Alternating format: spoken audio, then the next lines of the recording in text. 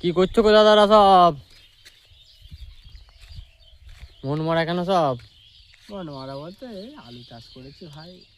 ও এখানে যতজন আছে আমরা আলু চাষ করেছি, তো কিছু আছে মোটামুটি 50 সব কি করছি বলতে এই যে বসে আছি। এই সব এই যে আমাদের আছি যতজন জমিতে মানে আলু চাষ করেছি, তো তাই ভাবছি লস হয়ে গেল এই বছরটা। লস হয়ে গেল না? হ্যাঁ লস হয়ে গেল না। আরে এবার সব আলু কেন এরকম ব্লু ব্লু কালার হয়ে গেছে? এই যে ওইটাই তো ভাই, আলু তো আবার ভালো নয়, আবার দামটাও কমে গেছে। 200 টাকা হয়ে গেছে যে শুনছি। 200 টাকা? আর কোনগুলো? আর তোমার জমি তাহলে কোনগুলো সব চাষ করেছো? আরে এটা আছে, এটা পরেরটা আছে, আর তারপরে ওই যে দেখতে পাচ্ছ কারেন্টের খুঁটিটা। আচ্ছা ওইটা? হ্যাঁ ওই যে ওই পলটটা। ওই প্লটটা? হ্যাঁ লম্বা করে। বুঝতে পারছি যে এই প্লটটা। হ্যাঁ। তারপরে আর একটু দেখাও না, নেমে আসুন একটু।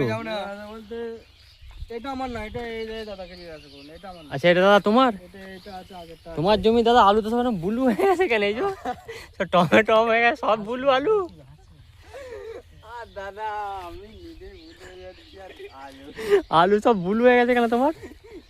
দাদা আমার পয়সা করে নাই দাদা, সারবার দিতে হয়। এটা পটাশ কম পড়ে গেছে, তার জন্যই তোর গ্রিন হয়ে গেছে। পটাশটা কম পড়ে গেছে না? তাহলে ভালো। আর দাদা তোমার জমির আলু একদম পুরো ক্লিয়ার তো মাঠ। পটাশ এই 50 কেজি করে পটাশ আছে। সে কি গো দাদা? আর দাদা খরচা কেমন হলো? খরচা উঠবে? খরচা না উঠবে না।